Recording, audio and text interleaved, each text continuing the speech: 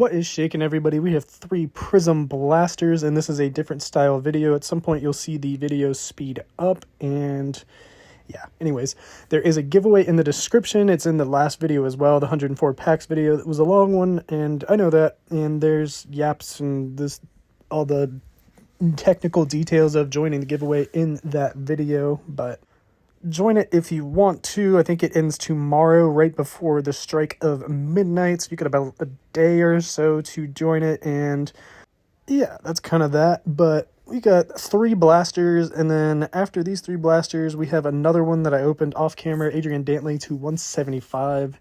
So there'll be these 3 blasters open normally, like sped up, and then another one just fanned through, and then we have a bunch of more spreadsheets and numbers. I know you love it. We love math. But green Tyron Stokes here. Olivia Miles, I'm not sure why she's in the Prizm basketball. I would think she'd be like the face of the WNBA Prizm product whenever that comes out. But a lot of NIL stuff, a lot of prospects. Like this kind of same as Don Russ basketball this year. This kind of feels to me, get an auto early, Janelle Davis. Pretty interesting to get a Prizm auto right away. But overall, I don't know, it just kind of feels like, it's not Prizm, like it feels more like Prizm draft picks to me personally. And numbered card and auto in the first box, and you know, you get plenty of color, plenty of like prospects and rookies and all kinds of like cool stuff. So like the value is like not that bad at $30 a blaster, but I just don't, like I've opened and been opening so much Topps Chrome Update, and like that's $45 a box, which is not awesome. But there's just something to be said about the logos and the lack thereof. Like this is a really cool card, the Fearless Fears. I think that's like a unique play on his name, and it's kind of cool, but something just, it kind of feels like they kind of lost their touch without the logos. I don't know. But starting off with our second box here, I believe we have another numbered card. This one's going to be Karl Malone to 199. It seems that the Pulsar has numbers and the Wave does not. So that's kind of the distinguishment of the colors. I think if you would have gone back to like last year and you would have been like, yo, Prizm retail, every blaster has a numbered card, people would have been foaming at the mouth. But we have a redemption here. So back-to-back boxes with a numbered card and an auto. But like on paper, right, you go back, let's say even go back 2 years, right? Hunter Salas is our redemption. It's green, and I looked it up on eBay, and he has a bunch of like Prizm autos that are live.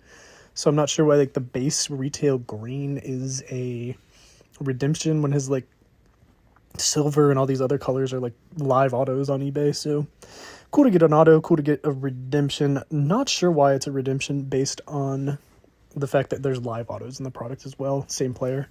But if you would go back to like Wemby's rookie year, right, and you were like, yo, one numbered card per box, these boxes, like Prizm would have been $100, $200 a blaster.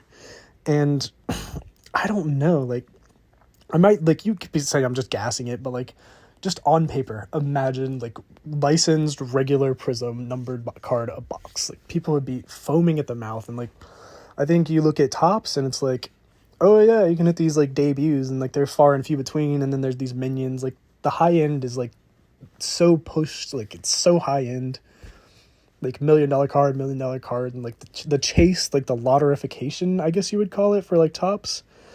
But I don't know, like they're just such different styles and like such different formats of like product.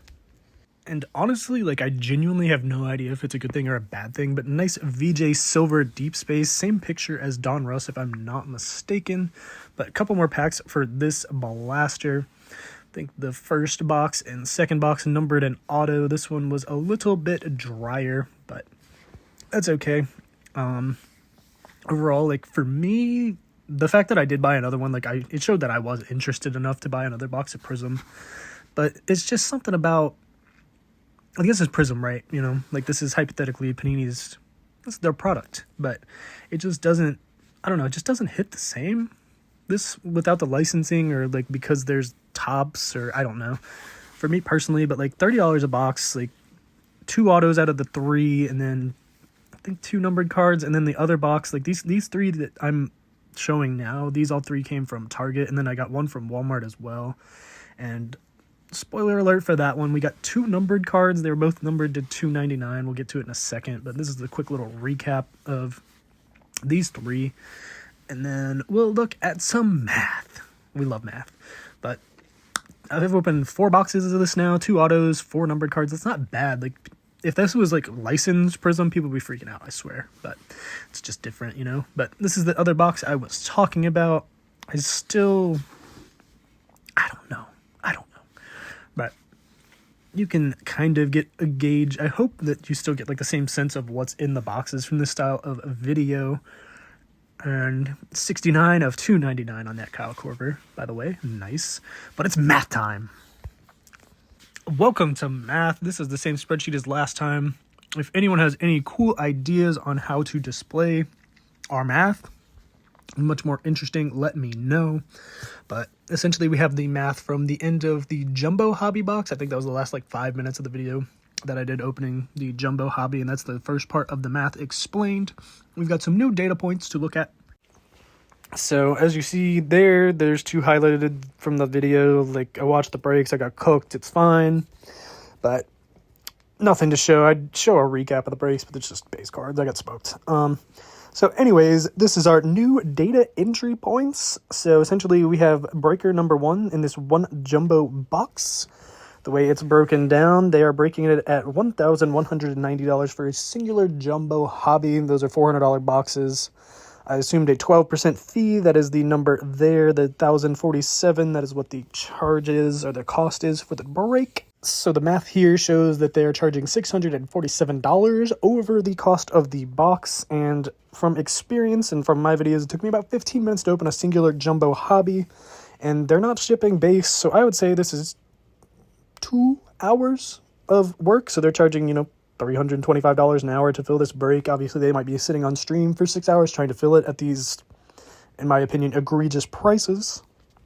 I don't know their working cost or anything like that, but that's just the math. Here we have the second breaker. They're breaking a mega case, and they are charging $2,206. These are obviously $50 boxes. 12% fee, as was the break before. And that takes us to $941 American dollars charged over the price of the boxes. And yeah, I think in the last video I posted with the 104 packs, it took me about 5 minutes of mega. So this takes about 20 megas, 100 minutes. I would say it takes 2 hours just to be friendly with it. So 2 hours sorting and shipping. Like, there's a lot of rookies and singles there. So we'll call it 3 hours. So 5 hours, and charging about 1,000 over. So 200 over roughly to break that box, or like charging $200 an hour to break the boxes. They must be really entertaining. But we have some new math based on the percentages. We've got some teams getting, some more value seen, some teams going up and down. But the Raiders seem to be about 10% based on these 2. Like, these are based on 2. It's a small sample size. You could probably do like 20 different PYTs and really get the number breakdown there. But some of the teams went up, some of the teams went down. I think people are seeing Fernando might not start, so maybe the Raiders are down, maybe they're not hitting, maybe the checklist, spreadsheet, odds, all that's coming together, and the team's true value is being found. I don't know. But these are the price changes. New is on the left, old is on the right. I would mostly use this as like a range of guesstimated price per total cost, Obviously, there's plenty of other factors going into it, but that takes us to the next part of our math. This is one I've been seeing on social media a lot, people comparing everything downtowns, which, if everyone's comparing something to something that's being, constantly brought up, probably pretty good. So this is the downtowns. I only pulled main data points for rookie quarterbacks starting at 2020, 19, and 18. Don Russ did not have rookie quarterbacks in the checklist. And then OPSIC, we did pull the Purdy data point, but this is just rookie quarterbacks that I felt were relevant. Like, we're not doing JJ McCarthy, Penix, we're not bringing up the Zach Wilson, Like, we're not, I guess Penix might still be relevant, but we just went with like the main kind of simplified checkpoints or whatever you want to call it. So the checklist and pop reports, obviously we only did PSA 10s. Or rather, like the PSA 10s for the prices, it's like impossible to know like how many 9s have been cracked. Like, if you look at the Drake May pop gem rate, it's 20%. There's almost 3,000 copies of that card graded, whereas the Caleb Williams, there's 2,000 copies graded, and it's got like a 50-50. So, like, reasonably, you could definitely, especially with Daniels also there with the same 2,800, 20% gem rate, like, you could reasonably say that hundreds of copies have been cracked out of 8s and 9s and resubbed and resubbed and resubbed. So, getting like the full market cap of those cards feels unfair, or like it'd be, I don't think it would be accurate, I guess is what I'm trying to articulate here. But if you look at the Jackson Dart, we have 1480 PSA 10 copies, whereas if you go to the beginning and the 2020 sets, you have about 50 10s of those quarterbacks. So obviously exponential growth there. Market cap of the Jackson Darts, obviously quite high. Don't know why I did not do the 3,000 times the 113 for our data points here. But quick math, it'd be about 339. Is that 113, 3,000? Yeah, 339,000. So like 2.2 million market cap for the Dart Downtown, 340,000 for the Sideways one. The Sideways one's obviously much rarer. You've got about the Cam Ward, about half the market cap of Dart there. And obviously looking at market caps, like, oh, this guy's turning cards into stocks, or this guy's turning cards into meme coins. Like, I just, in my head, like, these are, I would consider them to be fungibles because they're all, there's 1,000 copies of a card. Like, it's not that unique, in my opinion. But when you have the market cap, it, like, makes sense in my mind to see these numbers like this. And, like, viewing it like this is just kind of helping me see the bigger picture. So, like, Jalen Hurts, 46 copies of a 10, market cap 90,000, not a lot. So, like, that card, not that expensive in the grand scheme of things. Like, 2,000, like, sounds like a lot, but when you compare it to, like, the Jackson Dart, 1,400 copies, almost 1,500 copies, So, to me, seeing the Hurts, he's won a Super Bowl at 2,000, like, maybe that's a really good price compared to Dart, 1,500 copies. Like, what is that? There's 30 times more Darts than Hurts, so, like, the Hurts is noticeably rarer. Like, it's a rookie downtown. Like, maybe that 2,000 is actually like a really good price. Maybe that's cheap, or maybe on the other flip side of things, that Dart way overpriced.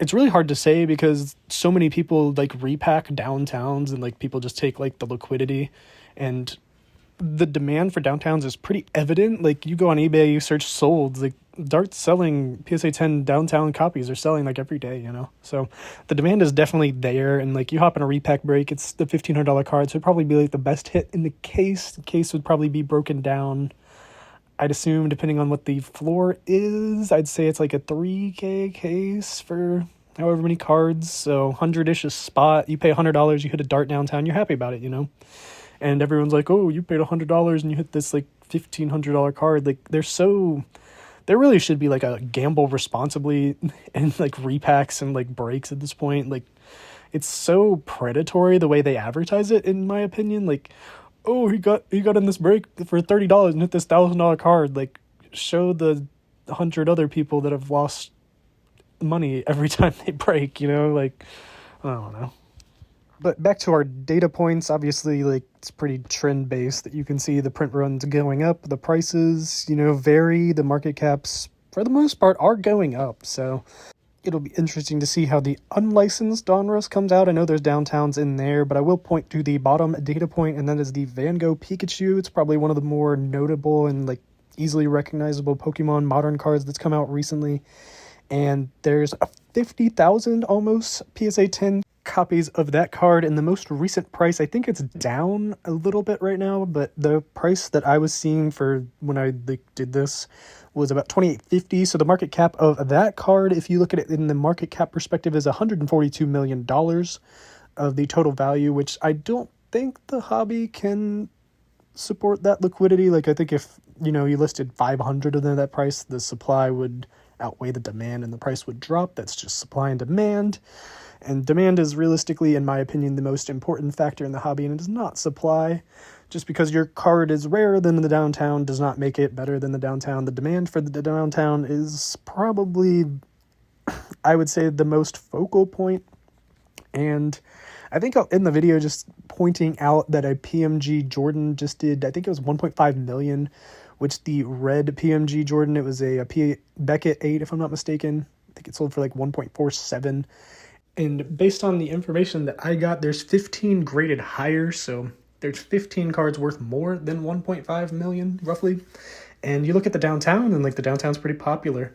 And then you look at the gold, and I think the biggest sale in a gold PSA 10 that I could find was a Tom Brady, and it sold for 100K. So, like, this idea that these prices are too high, when you look at that Pokemon card and look at the market cap of that, like the idea of like 10xing the hobby, it's not that crazy, but obviously there's a ton of cards and everyone collects a different way, and this is just kind of me randomly yapping and looking at numbers. So if you have any feedback, feel free to let me know in the comments. If you think I'm an idiot, I am. So yeah. Anyways, I hope you guys enjoyed the video. I hope you guys have a good rest of your week and a blessed weekend. Love you guys. See ya next time.